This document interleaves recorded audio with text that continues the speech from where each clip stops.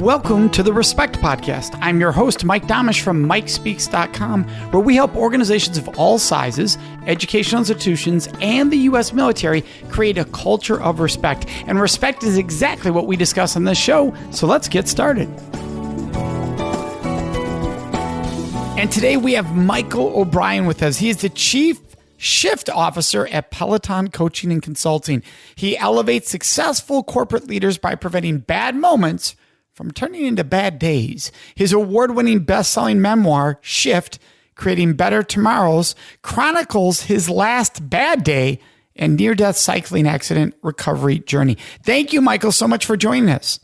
Thanks, Mike. It's awesome to be with you guys, and I just love the work that you do out there. So it's my honor to sit down and chat with you today. Well, thank you. And on a personal note, I love to ride. I'm a cycler. Now, when I say big cycler, I've only done 2 centuries. So I'm not somebody somebody that's riding 50 a day. I ride, 20 if I ride, 25. Hey, like any day on a bike, I believe is a great day. So we need more cyclists out there because we need to, share this space. I think cars can exist. I think bikes can exist. We can coexist together. So I love talking to another cyclist. Yeah. Well, that's very cool. And that's part of your journey. So let's kick right into there.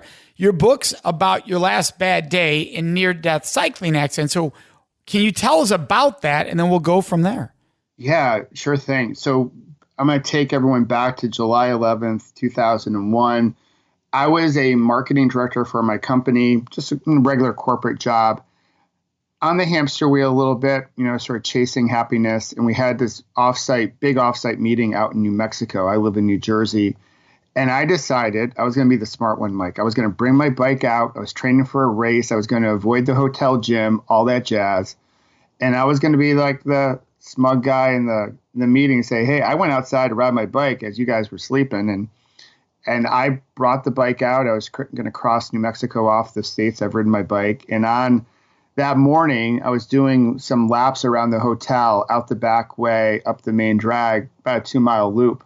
And on the 4th lap, I came around the bend, and an SUV, a Ford Explorer, was fully in my lane going about 40 miles an hour. That's what the police estimate. And he hit me head on. And I remember everything about that morning, Mike. The sound of me hitting his grill, into the windshield I went, broke a hole through it, which is really tough. The screech of his brakes and the thud I made as I came to the asphalt below. And obviously I got knocked unconscious, but when I regained my consciousness, you can appreciate this as another cyclist, and your listeners can too if they know people who ride or they ride themselves. I asked the EMTs, how's my bike? And they just looked at me and like, oh, sir. They didn't say anything, but they sort of just did that, shake of the head. Oh, sir.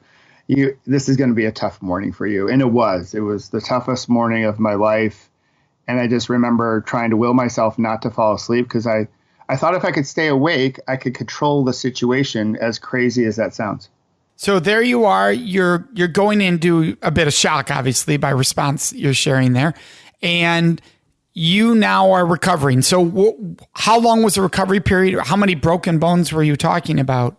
Well, a lot of broken bones, but there was a major break. So when I hit that Ford Explorer, my left femur shattered. And when it shattered, it lacerated the femoral artery. Ooh. And so I was, in essence, bleeding out in the middle of nowhere in New Mexico. We were a 19-minute helicopter ride from the University of New Mexico in Albuquerque, the only Trauma 1 center in the state. The doctors later told my wife, had I been 10 years older or not healthy, not in shape, I probably would have died before I got to the hospital because I lost so much blood. And the first surgery took about 12 hours. I spent the next 4 days and change in the ICU.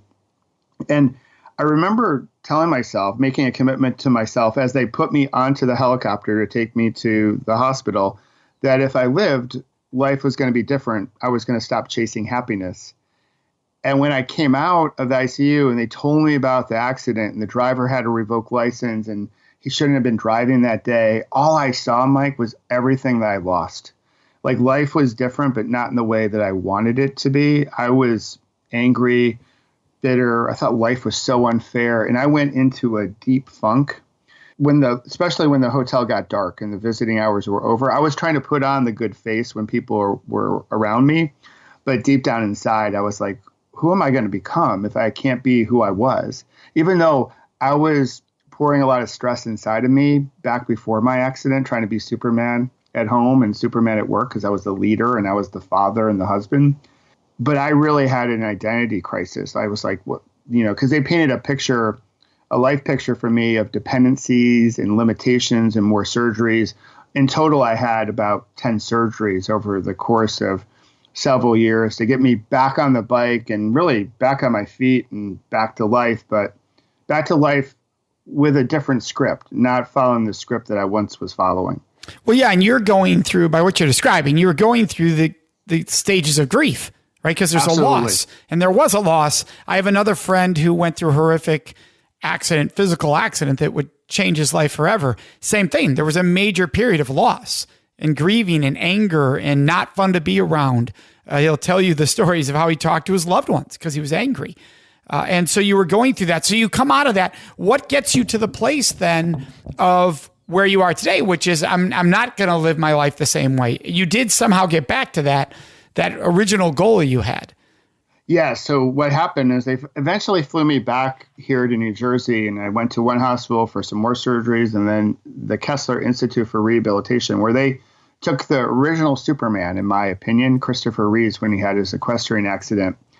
And during just a routine physical rehabilitation session, Mike, I just looked around the room and noticed that some people were getting better and some people were plateauing or not getting better. And I was making progress, but not at the rate that I wanted to. And I knew in that moment I had to shift my mindset if I was going to get my body right. We talk a lot about how we can worry ourselves sick all the time. And I thought, well, in that moment, if you can worry yourself sick, why can't you think yourself well?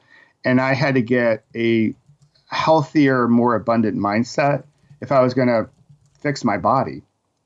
And I made that determination in that moment that July 11th, 2001 was going to be my last bad day. I had no clue, though, Mike, at the time, how I was going to do it. I was just going by like total gut. So the next morning I woke up and I started a new morning routine just to get my head right so I could show up not only for rehab, but the people around me better.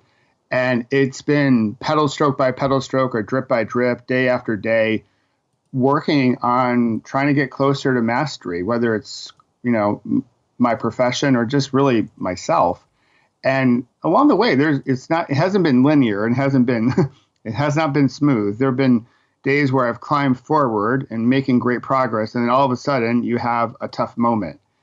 But what I've been able to do over time is learning how not to allow those tough moments to steal a minute longer of my energy and attention than they deserve, so they don't turn into a bad day, which I think happens so often. Well, back then, it happens quite often today with so many different people. So yeah, let's dive right in there. What are specific steps that people can take to have their last bad day, right? To stay, because really what you're talking about is living in a way that you don't see even the bad moments as a bad day, right? Because you do have days that are rougher than other days. That's just human life. So your last bad day is saying to that person, how do you explain that? Like, yes, you're going to have days that are rougher. Yes. So for me, one of the things I learned through my recovery is that all of our events in our lives are neutral until we label them. We're just really quick with our labels. And sometimes our labels are, somewhat binary. It's good or it's bad, and there's no gray space. There's no in between. So when I talk about having your last bad day, I'm certainly not talking about rainbows and unicorns and butterflies and Skittles and like more of the woo-woo stuff of it. Because I want to really be practical, because many of us are getting up, going to work, want to raise a family. What I'm talking about is not allowing those challenging moments, that meeting, that commute, that tough conversation that we have during the course of our days, not letting it hijack us, where all of a sudden something sort of not so great happens on a Friday at 3 p.m. and it ruins our whole weekend. We bring it home and we just fester on it. What I'm looking to help people do is, that's a moment. Let's let it go and let's move on to the things that really fuel you up and amp you up so you can do some of your better work. But also that you have the energy for those people around you in your life that you love the most. Because a lot of times when we get short with ourselves, we get short with the people that we care about the most. So in terms of like steps, I'm going to give you guys three. I'll give your listeners three, Mike. So one's in the morning. And I think it's really important just to spend 5 minutes framing out our day. I see this happening so often with a lot of my clients. The first thing they pick up in the morning is their phone, and they immediately get into email or social media, and that frames their day. They're already on the hamster wheel, and they haven't even rubbed the sleep out of their eyes. So I generally love to wake up with a nice glass of water in just 5 minutes or so of really thinking about how do I want to frame the day? How do I want to be? What do I want to do? And what do I want to have more of? And that gives me at least a compass going forward. So that's one step, first thing in the morning. Then during the day, this is something I learned through my recovery, is just mindfulness. I know some people do meditation, which is great. It's not necessarily great for everyone, but we can connect with our breath. So I developed something like that I call grabbing a PBR, which I have a college-age student, so the first, actually two college-age students, and children rather. And when you think of PBR, you think of like Pabst Blue Ribbon. But for me, it's really around pause, breathe, and reflect. So I love just having moments throughout my day or the people around us just to hit the pause button, pause, connect with your breath, a simple like box breathing of just an inhale for a count of whatever, hold, exhale. Do that for a minute or two in between meetings, or when you feel like you're getting hijacked and the emotions are starting to bubble up to the surface, grabbing a PBR, maybe even a 6-pack of PBR, maybe sometimes a case, depending on the day, just to connect with our breath, because our breath does some amazing things. It's just slowing everything down so we can be less reactive and a little bit more thoughtful, right? And then we can reframe that bad moment and not let it hijack the rest of our day. And the third thing I developed through my recovery is just gratitude. Spending 5 minutes before the head hits the pillow, just thinking about those little things, or maybe even the big things that I'm grateful for. And we can even be grateful for some of our struggle. My last bad day turned really into one of my best ones, because it gave me the opportunity to hit a big old pause button, and it helped me shift my perspective in so many different aspects of my life. So each night before I hit the pillow, as I'm brushing my teeth, or we call them snags in our household, as we're brushing our snags, I just think about the day and those micro things to major things that I'm grateful for. And it's a great way to bookend your day. So during the day, I wake up, set my priorities, be, do, have, grab a few PBRs, and then spend a few minutes in gratitude before I go to sleep. I love it. And now has that changed the way you live your life today? So since that journey, how do you live your life differently? I live my life with much more awareness. Before my accident, my last bad day, I didn't know anything about awareness, mindfulness, thoughtfulness. I was busy living a script that I thought society wanted me to live. Go to college, find a girl, get a job, marry the girl, buy a house, work your way up the corporate ladder. So I was so busy doing, as on that hamster wheel, I wasn't really aware. I wasn't aware of my emotions, call it emotional intelligence or anything else. But now I live my life with much more awareness and intentionality. And I think that's the first start. I also live my life with more kindness and forgiveness. It took me a while to forgive the driver. I forgave him a little bit in the beginning.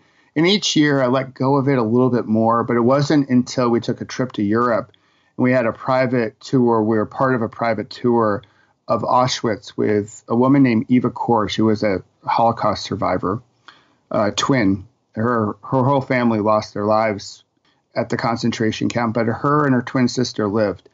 And when we were there, someone asked her how she felt about the Germans and the Nazis, and she said, I have forgiven them, not because they deserve forgiveness, but because I do. And in that moment, that July summer, out in the middle of, the concentration camp, it was so hot, and I was just shocked by her answer. I learned how to totally forgive the driver, not because maybe he does or does not deserve forgiveness, but because I did, because I was carrying around all that emotion in my backpack. It was impacting how I was showing up for others. So there are a lot of different things I share, 20 ways of being I share in the last chapter of my book that I've learned along the way. But it starts with awareness. And I think right now, I just live my life with much more awareness than I did prior to my accident. Well, I love that because it's really respecting the holistic view of your life. So this show, we talk about that and respect in work, life, and love. And so what does respect mean to you? It's honoring the other person and even honoring ourselves, which I think we shortchange a lot.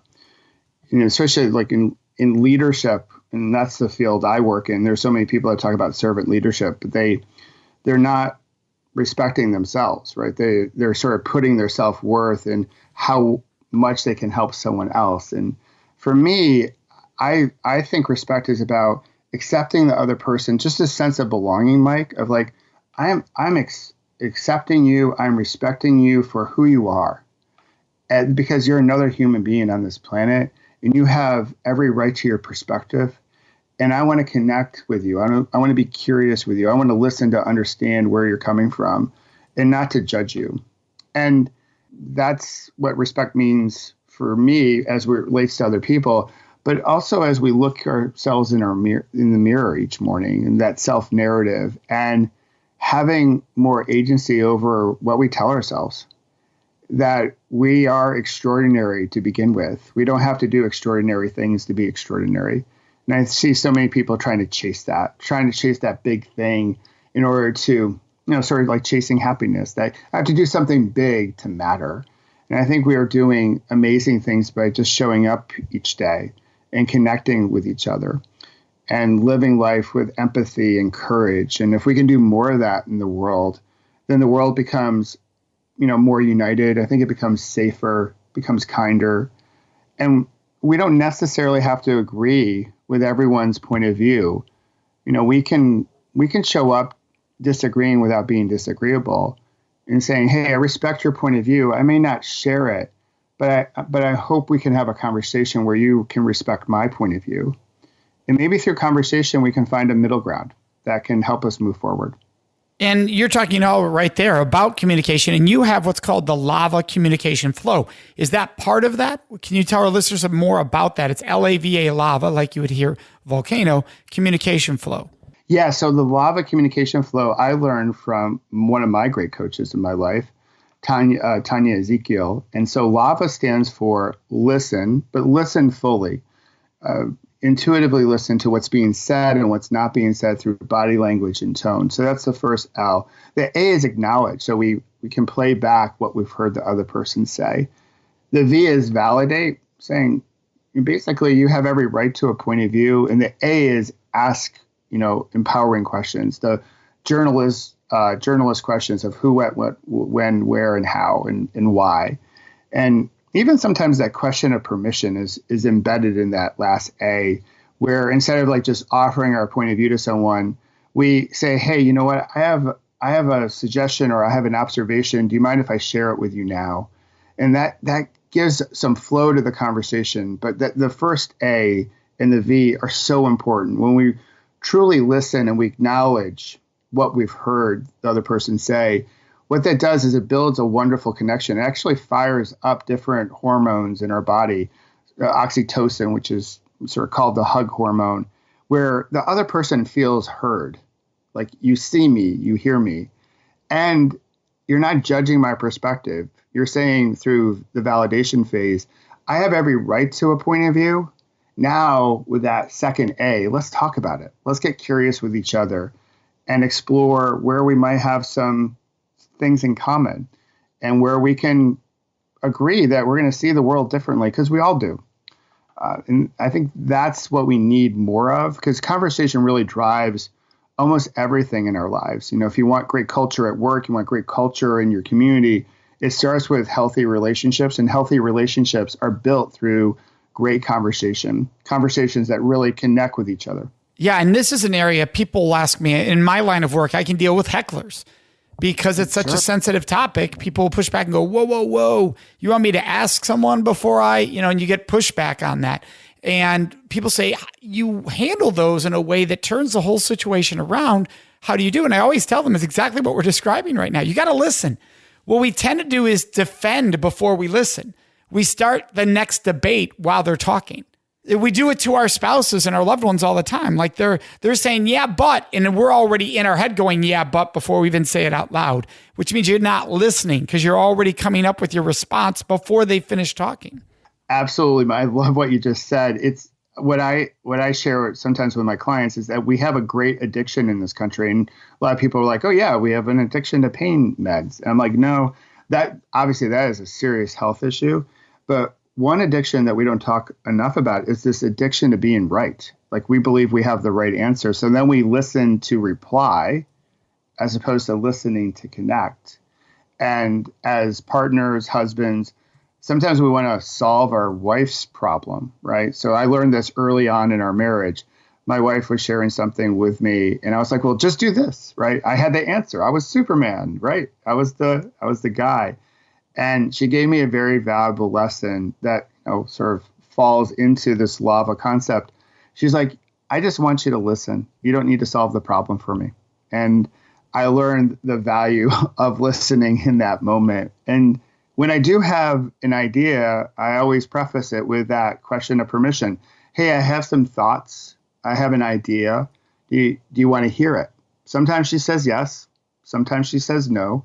But what it does is it allows the conversation to continue to flow as opposed to letting my ego get the best of me and trying to insert myself into the solution when maybe I'm not needed.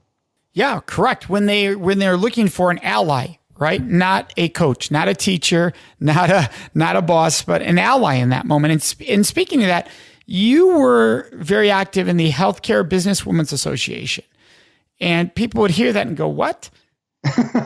You just said Healthcare Businesswomen's Association. I can also hear some people thinking, wait, is this a guy taking control in a place where women are built to have power? So can you share about that and that question mark of should a man be a contributing factor in an organization such as that? Yeah, so the great question, Mike. And I still get a couple like, what? Like, what's that all about? I've been a member of the HBA, the Healthcare Business Women's Association, since 2003. And this year they asked me to be the first male president of a chapter, the New York chapter. And the way I look at it, I think, when you look at their pillars, their strategic pillars, they're looking for gender parity, pay parity, opportunity for women. And I believe that men need to be involved in that conversation. Because in most corporations, in most industries, the white guy is still, the white male leader is still holding much of the influence. So we have to figure out a way to have the conversation where gender parity isn't about someone losing. It's about abundance. It's expanding the tent. And I think men and women have to be around the table having that conversation. What I've learned a great deal, and I think this is important. I share one experience with the membership that I went to my very first annual conference. They put on an annual conference each year. It's about 1,000 women in attendance and a few guys. And I went to my first one, Mike, in 2006. And I felt this weird sensation. And what I was feeling was I was in the minority for one of the very first times in my life, as a white guy. Usually I would find myself in the majority in almost every work situation. And those emotions I felt changed how I showed up, and just the whole belief that thoughts drive emotions, emotions drive behavior. And I didn't participate in the meeting like I wanted to. And on the flight back home, back to my corporate life, I wondered about everyone else and that are always sort of in the minority. I'm always going to go back to a majority world, if you will. And for me, it was a real spark, a real catalyst in trying to develop more empathy in hopefully evolving how I would lead, right? Lead my teams and having more connection and more belonging within my corporate teams. So I think men can be involved in these organizations. And I take my role in it, not that I have all the answers. I use my experience to give back. I believe in the cause. I first joined because of my two daughters. I wanted to change the world for them. I wanted a corporate world where they could just show up with all their competence and they would have as much opportunity as the guy with equal competence. And unfortunately, we haven't made enough progress. And I feel men, need to be part of the conversation, especially now when we're living through Me Too and Time's Up, that we need to have a more inclusive conversation about these topics to make the corporate world better. Because I also believe this, Mike, if we can change how we work together, we can also change how we live together because we spend so much time at work. Absolutely. And that's part of building the tribe, the Peloton. Now, I know when listeners probably heard me say earlier that you're with Peloton Coaching and Consulting, some probably jumped to, wait, Peloton, the bike company? Yes. Right? That's where they jumped to. But actually, Peloton is a phrase separate from that company name that if you're not a cyclist, you may be fully unaware of. So they are completely separate, the bike company and your company, correct? They are completely separate. Right. I'm a big fan of what they're doing. I think anybody riding, getting their spin on, I think, hey, amen to that. But we are two completely different companies. And for those that don't know, a Peloton is a group of cyclists in a bike race. So think the Tour de France, all those cyclists together as a unit. Even though they made up of different teams, they form a Peloton and they need each other, right? Even though they're on different teams and they may be competing, they have to work with each other to move down the road as fast as possible, to be productive, to be safe. And I came up with the name of Peloton Coaching and Consulting when I was in the hospital. I had my medical team all around me, and I went to my wife. I'm like, they're like my medical Peloton. And I was like, bingo, that's the name of my company. And then Peloton Cycles came to the market with a much bigger advertising budget than my coaching firm. And fancier models and certainly fancier places to live. So they've brought the word into the public domain. And for that, I love them. But so they use it as a virtual race, a virtual community. Right. And so I use Peloton as an analogy or a metaphor for tribes at work, right? The same things those cyclists in France need to go down the road as fast as possible, the trust and the collaboration and the communication. We need that at work. Heck, we need that in our communities. So I talk about making sure that you build the right type of Peloton, basically paying attention to who you're riding with and being really smart about that because it can serve as your personal board of directors. Absolutely. And so you've had this journey, the traumatic change that took place and dramatic. If you were to go back and do anything differently, what would it be? I would do nothing different, to be honest, Mike. I think my experience has shaped me into the person I am today. It's put me in this position to share my story. People have told me over the years, hey, Michael, you lived for a reason. And at times I'm like, yes, I understand that. At times I didn't have any idea what the reason was. Sometimes I did, sometimes I didn't. Over time, though, that reason becomes clearer. I know today it's relaying the story, sharing the story in a relatable way.